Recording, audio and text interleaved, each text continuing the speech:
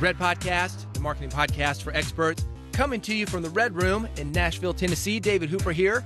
And if you have not listened to the previous episode, that episode is number 260. You might want to do that, as that will make this episode, 261, make a whole lot more sense. But just to give you a summary, I was speaking at a very large event, and I had a panic attack on stage. I'll talk all about that. That episode was recorded that very night. I think it's like childbirth. They say that you don't remember it. And, when I go through things, sometimes I forget them too, and I forget where I am, and I move on. I talked about that actually in the last couple of episodes. I talked about my co-host who died, and then having this situation on stage. I mean, you go through it, and then I'm like, yep, I'm ready to do it again. And in some ways, I think that's a really great thing. But in some ways, I think that you miss the lesson.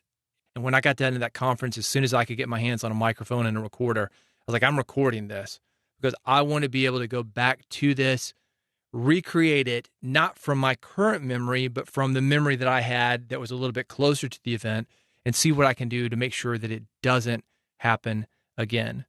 I got a text the next morning. This is after I'd been through everything, after I'd recorded the episode that you just heard. And it said, "Hey, good job yesterday." And I thought he was joking. So I sent him a text back. I said, "Were you at that talk? I had a panic attack on stage." He responds to that with, "Well, I didn't notice anything. I thought you were a compelling speaker." I got on the phone with him right after that. I said, "You've got to be kidding me, man." And he said, no, I walked up, and there was a point in that event where I don't think I would do this again. I'm not sure if I mentioned this in the previous episode. I got water, which is very helpful. And I basically apologized. I said, "Hey, I'm used to getting on the radio. I'm used to doing podcasts. I'm used to actually speaking. And this has never happened, but I'm just a little bit nervous today for some reason. So thanks for bearing with me." And he came up during that point, and he goes, "Oh yeah, I saw that. I thought that was just part of the act." So we're in the entertainment industry, man. People, I don't know. I guess everybody thinks it's part of the act. I mean, who knows? But a couple other things that I heard.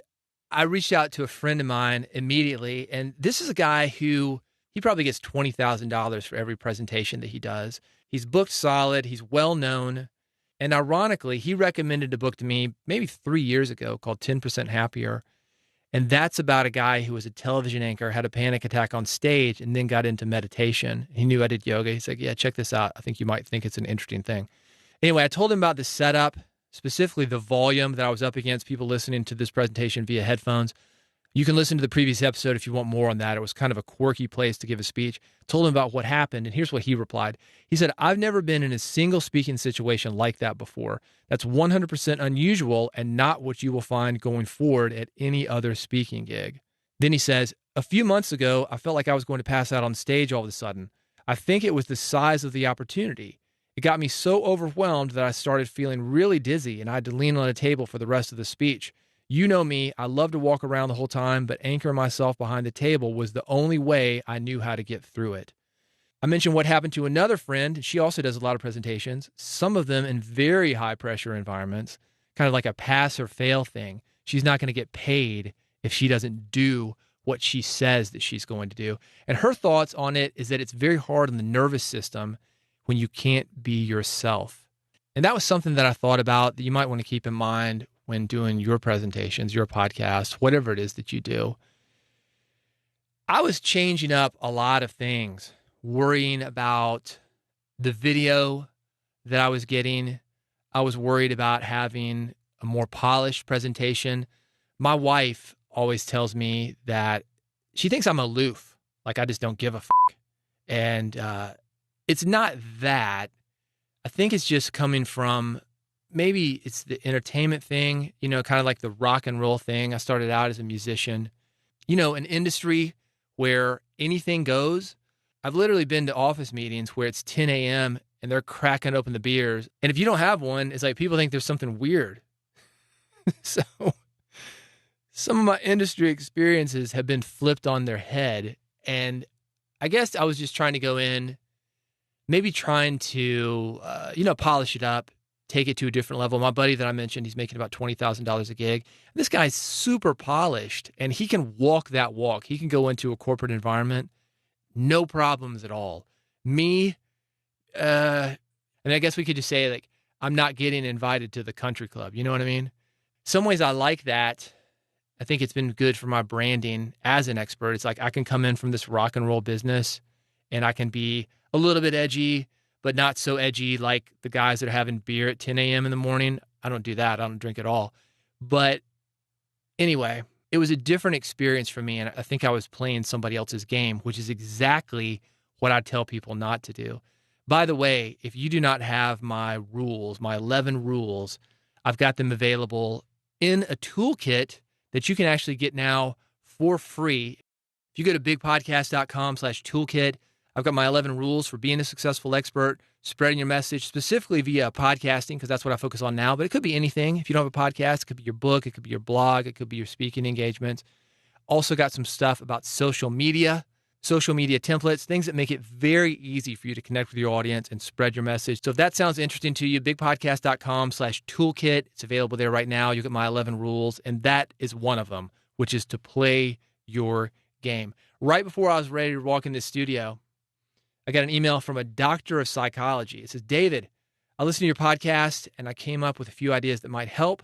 I'm a PsyD, which is a doctorate of psychology, and a licensed medical health counselor with over 20 years experience. It sounds to me like you are a perfectionist, and there were a number of environmental events that were well out of your control, such as the extreme noise level, which is what I just mentioned, a very loud speaking gig, and the plane flight weather, which is something that I mentioned a year prior that had happened to me, basically passed out on a plane. You can look up the criteria for a panic attack in the DSM-V, which I don't know what that stands for. I think that's the book of mental illness. Panic attacks come out of the blue and last about 10 minutes or so. There are a number of psychological presentations that can make us feel like we're having a heart attack when we are not. I think some events produce a lot of anxiety when we believe people are staring at us when they are not. This can create an anxiety loop where we start to have physical symptoms like sweating and heart palpitations, and then our cognitions become more fearful. Deep breathing can be helpful. I would also look at some of the writings of Albert Ellis, rational emotive behavior therapy, and look at some of your previous automatic belief systems when you were in a perceived environment when you were at a loss of control. Your podcast was helpful and showed a lot of courage. I'm getting ready to launch my new podcast, Restoration Family, David S. Johnson, PsyD, and it's got some alphabet soup here, LMHC, MCAP. I don't know what that means, but I think that he's got good advice here. And strangely enough, I mentioned being in rock and roll when I was in a band. One of my biggest memories of being in a band, and one of the reasons that I never really liked to play live, I used to sit on stage and you can see people staring up at you and they're all watching you because you're the act. And I remember seeing somebody in the very back lean over to his girlfriend. I'm assuming it was his girlfriend, somebody he was interested in. He whispered something to her. And I'm thinking, yeah, this guy's probably saying, that guy sucks or something like that. And the truth is he was probably like, hey, baby, let's go to the back and do you have a joint? Right? I don't know. Whatever people talk about in bars. Do you have money for a cab ride home? Who knows? It was one of those things when I realized, it's like, man, I'm not meant for this. I'm not meant to be on stage. And maybe that is some of the perfection. When I was a musician, I definitely preferred to be in the studio. I like the writing process, and that's the control thing. Podcasting, love it. I can go back after I've recorded this. I can edit it. I can have total control.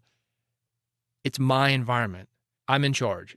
I mentioned being in the red room. I'm basically in a closet, which is, let's say, it's 8 by 4, 32 square feet. It's like a vocal booth. So maybe David Johnson's on to something. Maybe there's some perfectionism.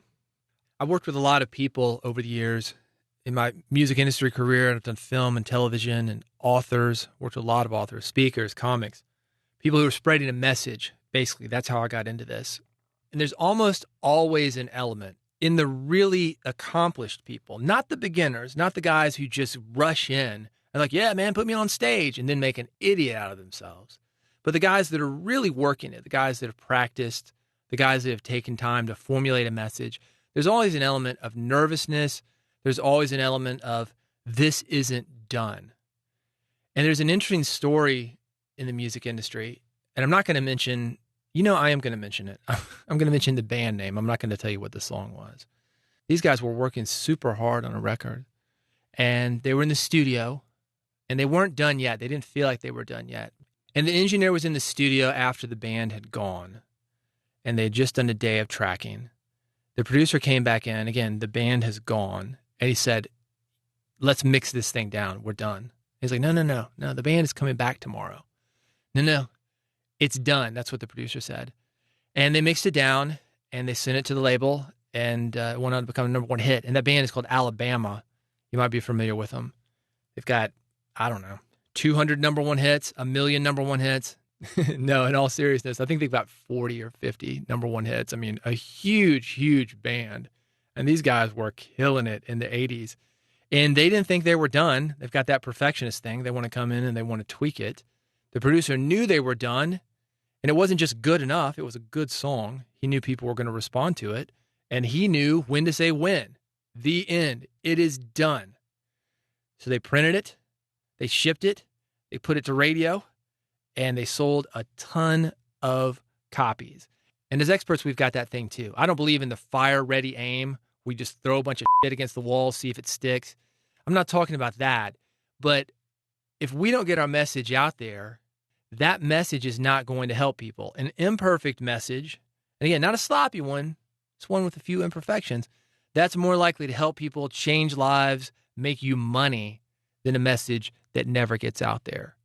Final thoughts on this. It was a good wake-up call. It was a great experience. I'm ready to do it again. If they come back to me again and they say, hey, David, we'd like you to get up on stage and do this thing again, I'll be like, hell yeah, I'll do it again. And I'm going to go in there, play my game with my authentic swing. I'll do it, man. I'm going to say yes to that. I think it's going to be good for me going forward on what I agree to and what I don't agree to. I think this is another thing to keep in mind. If you've got consulting, if you've got coaching, do your thing, man. A lot of people want you to compromise. And I don't think you should never compromise, but I don't think you should compromise if it's going to keep you from bringing that authentic swing and doing what you do in the best way possible. Let me finish this up with one funny email that I got the next day after this event. I got an email from the person who set the whole thing up for me. She's my connection with this event. And she said, hey, I heard from the organizer, and he said it went very well. And again, I was like, what the f***? But then I got an email from him. So all is good. Thank you to everybody who sent in feedback from the last episode. I think that I've gotten back to everybody. If not, I'm going to get back to you soon. There was lots of feedback, all of it very understanding. And I got a lot of stories from people who had experienced similar things. As you know, this podcast is in transition. I'm going to be doing more and more interviews in the future. And this, the dirty side of being an expert, getting out, spreading your message, doing speeches, having big failures, bombing television interviews, podcast interviews, panic attacks, pressure, that kind of thing. That is definitely something I'm going to be talking more about. If you want to make sure that you don't miss it, here is how to subscribe to Red Podcast. I mentioned the toolkit at bigpodcast.com. That's the name of the company, Big Podcast. So if you go to bigpodcast.com/subscribe, you will see this podcast, Red Podcast, the marketing podcast for experts. You will see the other marketing podcasts that I do, and you will be able to subscribe to all of them. I make it extremely easy. If you listen on an iPhone, one button, I got you taken care of. You're on an Android, one button, got you taken care of. RSS feeds, however you get your podcast, I'm going to hook you up. bigpodcast.com/subscribe. Thank you for your support. Thank you for listening to Red Podcast. I will be back with another Thank you for... Oh, son of a bitch. Thank you for your... Thank you for your... Thank you for your... Son of a gun. Thank you for your support. Thank you for your support. All right, you know what? I'm putting this here. This is the perfectionism. My mouth is not working right now, obviously, and I'm going to get this right. So if you're curious about the perfectionism, this is it. Thanks for your support. Thanks for listening to Red Podcast, the marketing podcast for experts. I'll see you on the next episode.